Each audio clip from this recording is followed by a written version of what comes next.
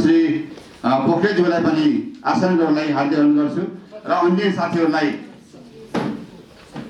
सचिव श्री हरिप्रसाद पाठकज्यूलाई पनि आसन गर्नको लागि हार्दिक अनुरोध गर्छु र सचिवालयको सम्पूर्ण छुट्नुभएका साथीहरूलाई पनि आसन गर्नको लागि हार्दिक अनुरोध गर्दै अन्य साथीहरूलाई पनि आफ्नो आफ्नो स्थानमा आसन गर्नको लागि हार्दिक अनुरोध गर्छु। र हामी आज पत्रकार सम्मेलनको चाहिँ सञ्जालमा उभिएको अवस्थामा समयको धेरै खर्च नगरिकन सरस्वती आफ्नो कार्यक्रमलाई म अगाडि प्रस्तुत गर्न चाहन्छु। सर्वप्रथम आजको यस कार्यक्रमलाई स्वागत गर्दै हुनुको लागि संस्थाका वरिष्ठ उपाध्यक्ष श्री नवराज नेपालजीलाई निमन्त्रणा गर्दछु।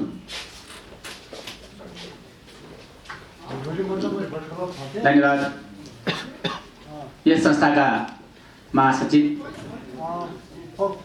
यस आजको यो पत्रकार सम्मेलनको सञ्चालक श्री रङ्गिज्यू,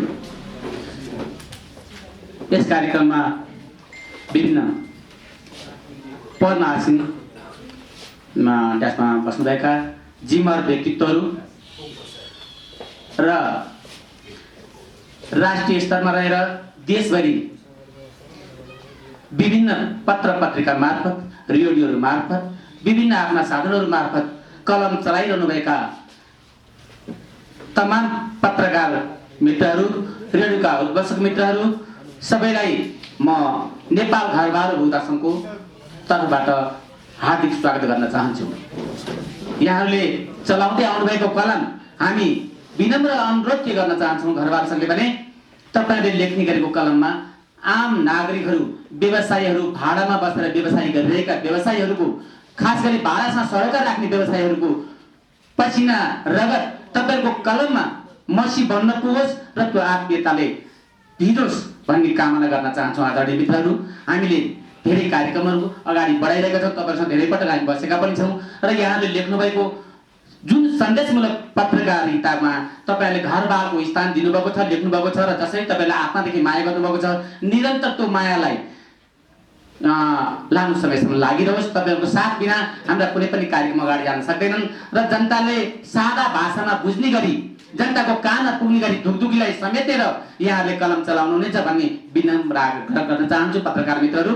त्यसै गरी विभिन्न क्षेत्रमा, विभिन्न जिल्लामा, विभिन्न उसमा चाहिँ घटेका घटनाहरूलाई पनि त्यसलाई प्रमुख स्थान दिएर तपाईँहरूको कलम चलोस् भन्ने कामना गर्न चाहन्छु आदरणीय मित्रहरू। त्यसैले अब यो अहिले आजको हाम्रो खास पत्रकार सम्मेलनको मुख्य उद्देश्य लिएर हामी यहाँ उपस्थित भएका छौँ र आफ्नो विधामा बोल्ने साथीहरूले यसलाई स्पष्ट पार्नुहुनेछ र त्यसमा चाहिँ जसरी लेखिएको छ त्यो कसो हाम्रो उद्देश्य, त्यो उद्देश्यलाई हामी पत्र अथवा शब्दहरूमा त्यति स्पष्ट हुन सकेनौँ भने पनि यहाँहरूको कलमले त्यसलाई स्पष्ट पारेर जनताले बुझ्ने भाषामा लेखिदिएर हामीलाई सहयोग गरिदिनुहुनेछ। विभिन्न चरणका, विभिन्न किसिमका मिडियाहरूबाट यो चाहिँ देशव्यापी रूपमा घरबारको समस्या बारेमा तपाईँहरूले आफ्नो समय, आफ्नै विषय सम्झेर लेखिदिनुहुन्छ भन्ने आग्रह गर्दै फेरि पनि नेपाल घरबार सरकार महासङ्घ तपाईँ पत्रकार मित्रलाई हृदयदेखि नै स्वागत गर्दै र तपाईँले गरेका आजसम्मका कामहरूलाई पनि सधन्यवाद गर्दै दिँदै यो कार्य व्यक्त गर्दै म बिदा हुन्छु। धन्यवाद। धन्यवाद संस्थाका उपाध्यक्षज्यू। तर बोल्नु गएछ यहाँ त्यतिको उसमा रोको लागि ठुलो सल्लाहकार श्री ओम प्रसाद पोखरेलज्यूलाई पनि अतिथिको आसन गर्न हार्दिक अनुरोध गर्छु।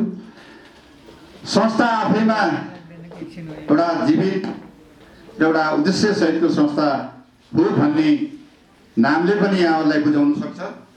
यसै सन्दर्भमा घरबार सरकार महासङ्घ नेपालको उद्देश्य र यसका विषयवस्तु प्रस्तुत गरिदिनुको लागि अध्यक्ष श्री बलिभद्र खनालज्यूलाई यहाँ निम्त्याउन चाहन्छु। धन्यवाद।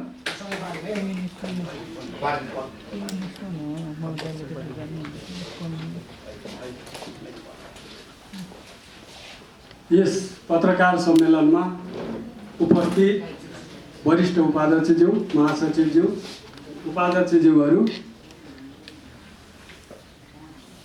तथा कार्य समितिका सम्पूर्ण साथीहरू, हामीले गत 2076 साल फाल्गुन 17 गते घरबार सरकार महासङ्घ नेपालको दोस्रो अधिवेशन तथा चौथो साधारण सभाबाट 3 वर्ष कार्यकालको लागि नयाँ कार्य समितिको निर्वाचन गरी उक्त कार्य समितिले भावी योजना तथा आफ्नो गतिविधिलाई यहाँहरू समक्ष राख्ने उद्देश्य तथा अहिले विश्वव्यापी रूपमा आइरहेको समस्याको रूपमा रहिरहेको विश्व स्वास्थ्य सङ्गठनले पनि महामारीको रूपमा रहेको कोरोना भाइरसको कारणले तमाम व्यवसायीहरू तथा बारमा बस्नेहरूलाई पर्न गएको पीरमर्कालाई समेत मध्यनजर राखी ती विषयमा हाम्रा भनाइहरू, हाम्रा विचारहरू र हाम्रा भोलिका दिनमा हामीले चाल्नुपर्ने कदमका सन्दर्भमा यहाँहरूलाई जानकारी गराउने उद्देश्यका साथ घरबाल सरकार महासङ्घको उद्देश्यका साथ यहाँ उपस्थित भएका छौँ। यो क्रममा म सम्पूर्ण कलमजीवी पत्रकारज्यूहरूमा हार्दिक स्वागत, सम्मान र अभिनन्दन प्रकट गर्न चाहन्छु। साथै यस कार्यलाई सफल पार्नको निम्ति यहाँ उपस्थित सम्पूर्ण आदरणीय महानुभावहरूलाई पनि म स्वागत र सम्मान गर्दै घरबाल सरोकार महासङ्घ नेपालले पत्रकार सम्मेलन गर्नुको तात्पर्य म बुदागत रूपमा छोटकरीमा यहाँहरू समक्ष राख्ने अनुमति पनि चाहन्छु। घरबाल सरोकार महासङ्घ नेपालको अवधारणालाई प्रादुर्भाव गर्ने क्रममा 2068 सालमा यसको अवधारणा उत्पत्ति भएको र 2072 सालमा हामीले यसलाई संस्थागत गरी कानुनी मान्यता दिएका छौँ। यसको मूल उद्देश्य भनेको घरबालमा लिएर व्यवसाय गर्ने वा बसोबास गर्नेहरूको हक हितको संरक्षण गर्ने, नेपाल सरकारलाई र सम्बन्धित निकायलाई बाल व्यवसायीहरूको पीरमर्का, बसोबास गर्नेहरूको पीरमर्काका सन्दर्भमा उनीहरूको अधिकारलाई सुनिश्चित गर्ने सन्दर्भमा आवाज उठाउने र हाम्रो उद्देश्य परिपूर्ति गर्ने लक्ष्य रहेको बेहोरा पनि यहाँहरूलाई जानकारी गराउन चाहन्छु। त्यसै गरी अन्तर्राष्ट्रिय रूपमा पनि घरबाल सरोकार महासङ्घ जस्तै इन्टरनेसनल युनियन अफ फिनान्स भन्ने संस्था दर्ता रहेको छ। यसको कार्यालय स्विडेनमा छ र त्यो संस्थाको पनि नेपाल घरबाल सरकार महासङ्घले 47औं सदस्यताको रूपमा आबद्ध भई काम गरेको बेहोरा पनि म यहाँहरूलाई जानकारी गराउन चाहन्छु। अर्को 2076 सालको फागुन 17 गते भएको चौथो वार्षिक साधारण तथा दोस्रो अधिवेशनबाट म बलभद्र खनाल लगायत 31 सदस्यीय कार्य समिति गठन भएको बेहोरा यहाँहरूलाई जानकारी गराउँदै तत्त व्यक्तिहरूको नामावली, पदाधिकारीहरूको समेत विवरण हामीले यहाँहरूलाई चाहिँ प्रेषित गर्नेछौँ, जस अन्तर्गत म नाम पनि यहाँहरू समक्ष राख्न चाहन्छु। निवर्तमान अध्यक्ष शङ्कर कोइराला छेत्री, वरिष्ठ उपाध्यक्ष नवराज न्यौपाने, उपाध्यक्ष यमनाथ पौडेल, उपाध्यक्ष सीताराम खतिवडा, उपाध्यक्ष केदारनाथ तिमल सिन्हा, उपाध्यक्ष बालहरि अधिकारी, उपाध्यक्ष विष्णु प्रसाद गणेल, उपाध्यक्ष हरि रेग्मी र उपाध्यक्ष भीम प्रकाश खड्का। साथै महिला उपाध्यक्षको रूपमा पवित्रा जोशी हुनुहुन्छ भने महासचिव श्रीमान गिरी, सचिव राजु प्रसाद लिगल, सचिव हरिप्रसाद पाठक, कोषाध्यक्ष मन्जु कुमारी पोखरेल, सहकोषाध्यक्ष कृष्णहरि तिमल सिन्हा र सदस्यहरूमा प्रभात ढुङ्गाना, गोपालराज पौडेल, विनोद कुमार निरौला, प्रकाश बमजन, शिवप्रसाद पोखरेल, हिमानन्द पौडेल, चेतनाथ सापकोटा, कञ्चनमाला राज भण्डारी, श्री पाण्डव ढकाल र सल्लाहकारमा हेमराज पौडेल भनेर यसरी हाम्रो नयाँ कार्य समिति गठन भएको बेहोरा पनि यहाँलाई सूचित गर्न चाहन्छु। हाम्रो यहाँहरू समक्ष सञ्चार माध्यम समक्ष यो अपिल राख्न चाहन्छौँ, जुन अफिसले हामी आम नेपाली जनताहरूलाई अहिले भइरहेको त्रासदीपूर्ण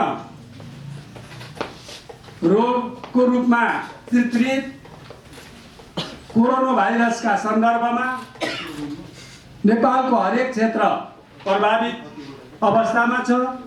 यस विषम परिस्थितिमा घरबारमा लिने दिने सन्दर्भमा अन्य नागरिकलाई जस्तै व्यवहार नगरी घरबारमा बस्नेहरू सबै राज्यका अभिन्न अङ्ग हुन् भन्ने कुराको मान्यता दिन र स्वास्थ्यप्रति सचेत रहन पनि म हार्दिक अपिल गर्दछु। अस्ति भर्खर घटेको एउटा घटना यहाँलाई स्मरण गराउन चाहन्छु। घरबारमा राखेका चाइनिजहरू जसको कारणले गर्दा हामीले मिडियामा पनि छाएर आइसकेका विषयवस्तु हुन्।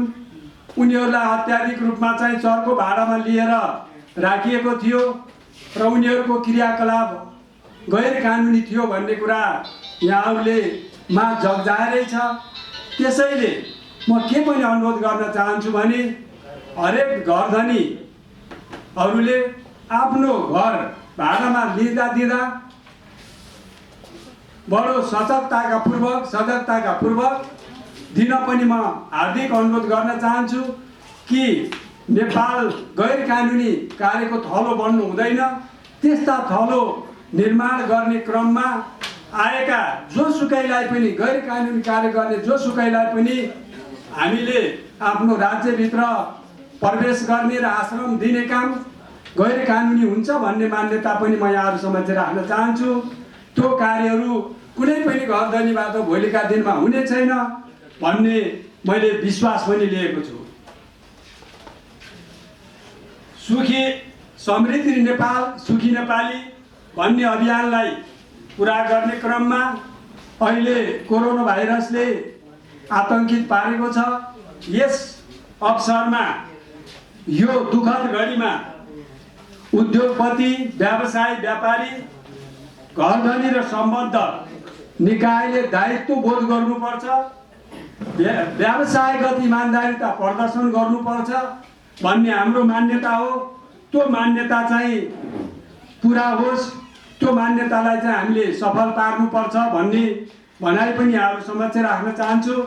त्यसै गरी कोरोना भाइरसको कारण पर्यटन क्षेत्र लगायत विविध क्षेत्रमा पर्न गएको असुविधा, पिरमर्का भइरहेको घाटा, राज्यमा पुग्न गएको आर्थिक नोक्सानी, व्यवसायलाई पुग्न गएको आर्थिक नोक्सानी समेतलाई मध्यनजर राखेर नेपाल सरकारले सम्बन्धित पक्षसँग कोअर्डिनेसन गर्नुपर्छ, समन्वय गर्नुपर्छ र हाल लागिरहेको भाडा दरमा 50% चाहिँ छुट गर्ने व्यवस्था हुनुपर्छ भन्ने हाम्रो माग हो।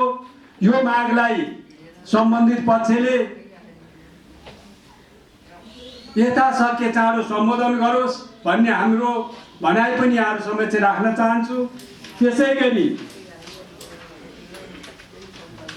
व्यवसायीहरू धराशायी अवस्थामा छन् भने बालमा बस्नेहरूले आफ्नो पेसालाई सुरक्षित रूपमा अगाडि लैजान नसकेको अवस्थामा बसोबास गर्ने जोसुकै पनि बालबाट मर्का परिरहेको यस घडीमा राज्यले ती पक्षलाई ध्यानमा राखी करको दायरा पनि व्यावसायिक दायरा पनि कम गर्नुपर्छ, व्यावसायिक दायरा कम गर्नेतर्फ राज्यको ध्यान जानुपर्छ र यो अवस्थामा व्यवसाय कर्मीहरूलाई पनि सुरक्षित विशेष खालको सुविधा दिई करको दायरा कम गर्ने नीतिको अवलम्बन गर्नुपर्छ भन्ने हाम्रो भनाइ छ।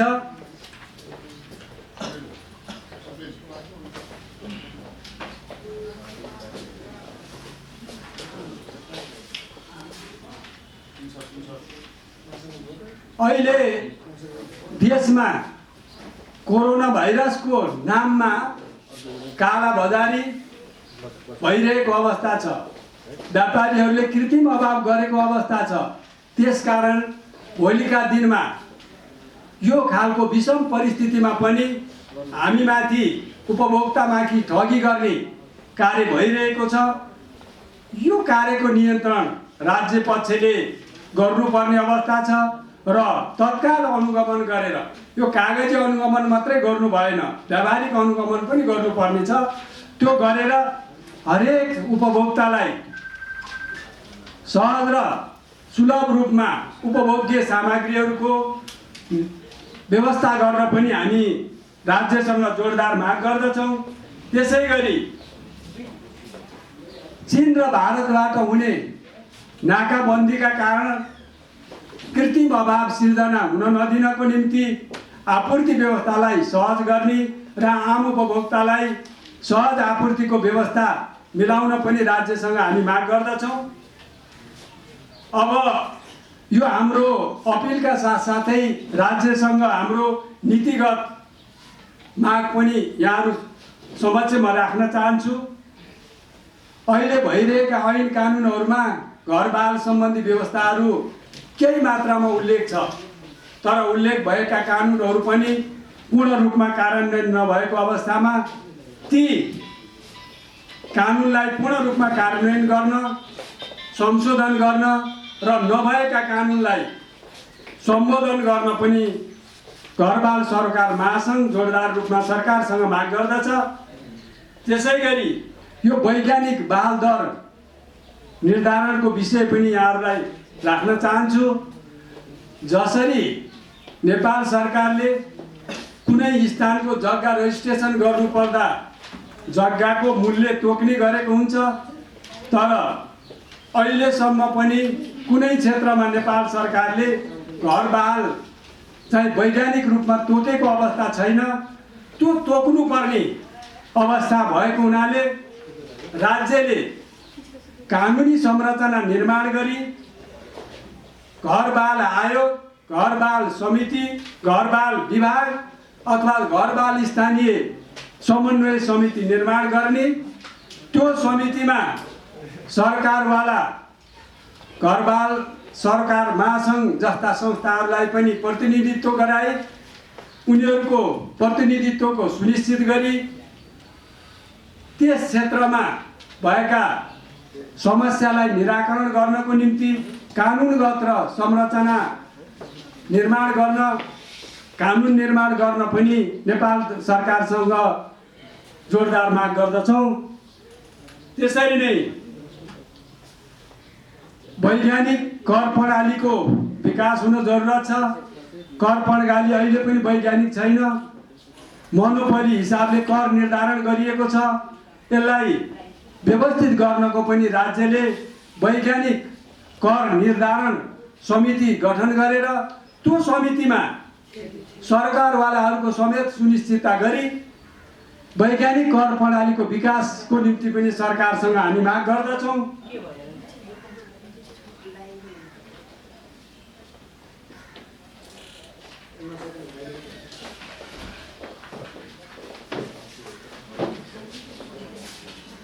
अहिले नेपाल सरकारले करको दायरा वृद्धि गरेको छ। करको दायरा वृद्धि गरेको छ। आम जनताहरू करबाट पीडित भएको गुनासाहरू पनि धेरै सुन्न आएको छ। त्यसको सम्बोधन गर्ने उद्देश्य समेत राखी नेपाल सरकारले यो घरबाल व्यवसायमा दिनेहरूलाई पनि व्यवसायको रूपमा दर्ता गर्नुपर्छ। जसरी कुनै पनि एउटा कानुन व्यवसायले कानुन व्यवसायको दर्ता प्रमाणपत्र लिन्छ, इन्जिनियरले इन्जिनियरिङ पेसाको प्रमाणपत्र लिए जस्तै घर व्यवसायीले पनि घर बाल व्यवसायीले जसले बालमा दिन्छ त्यो व्यवसायलाई पनि घर बाल व्यवसायको रूपमा दर्ता गरेर प्रमाण दिने व्यवस्था राज्यले गर्नुपर्छ। र त्यो गर्ने क्रममा राज्यले अहिलेसम्म पनि कुनै संरचना निर्माण गरेको छैन। संरचना निर्माण गरी घर व्यवसाय प्रमाणपत्र दिने, बालमा लिने दिनेलाई कानुनसम्म ढङ्गले सम्झौता समेतको व्यवस्था गर्ने गरी संरचना गर्नुपर्छ र त्यसलाई स्थानीय निकायमा संरचनागत रूपमा नै प्रवेश गराउनुपर्छ भन्ने हाम्रो भनाइ हो। र त्यो विषयमा राज्य गम्भीर होस् भन्ने पनि हामी माग गर्दछौँ।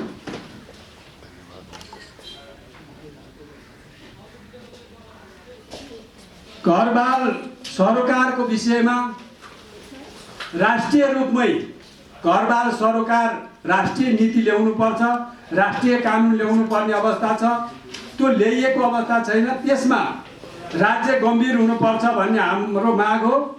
र त्यो मागको सन्दर्भमा राज्यले सरकारवाला निकाय, घरबाल सरोकार महासङ्घ, सङ्घीय सरकार, प्रदेश सरकार र स्थानीय सरकार समेत समन्वयमा यो राष्ट्रिय घरबाल ऐनको तर्जुमा गरी यथाशीघ्र त्यो तर्जुमा गरिएको ऐनलाई संसदमा पेश गर्न पनि घरबाल सरोकार महासङ्घ नेपाल जोरदार माग गर्दछ।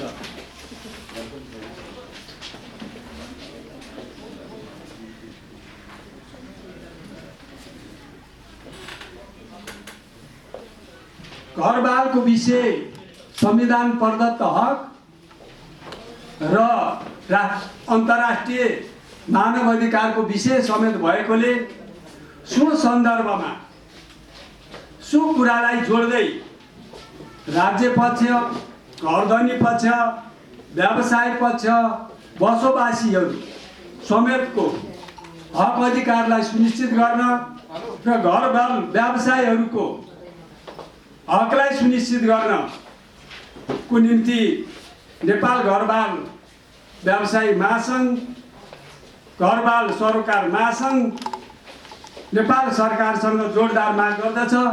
यी कुराहरूको साथसाथै मैले यहाँहरू समेत छ हाम्रो संस्थाले लिने संस्थागत गतिविधिहरूका सन्दर्भमा थोरै प्रकाश पार्न चाहन्छु कि घरबाल सरकार महासङ्घ अहिले 15 जिल्लामा काम गरिरहेको अवस्था छ।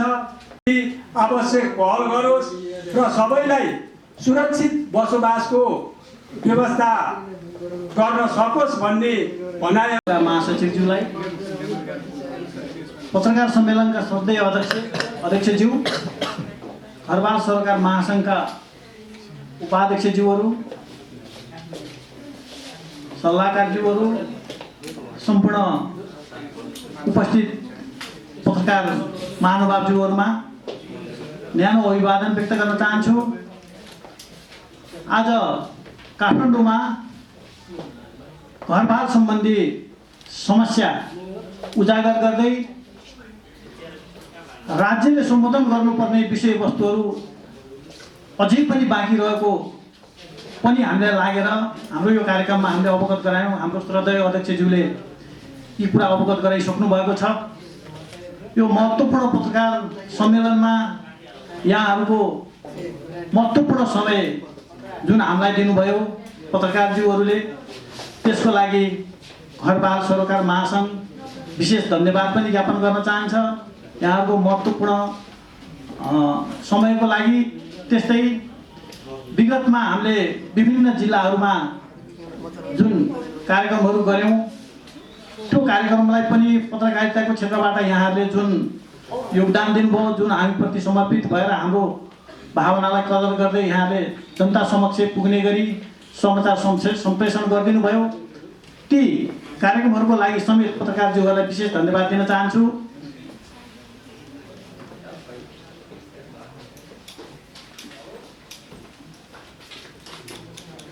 र हामीलाई हल उपलब्ध गराएर यो महत्त्वपूर्ण कार्यक्रमको संयोजन गर्ने अवसर दिने रिपोर्ट्स क्लबलाई पनि हामी विशेष धन्यवाद दिन चाहन्छौँ। ऋषि सर भर्खरै आउनु भएको थियो, हामीले उहाँलाई अतिथिको रूपमा पनि आमन्त्रण गरेका थियौँ। हामी देख्न मात्रै पायौँ उहाँलाई विशेष धन्यवाद दिन चाहन्छौँ र रिपोर्ट्स क्लब परिवारलाई पनि धन्यवाद दिन चाहन्छौँ।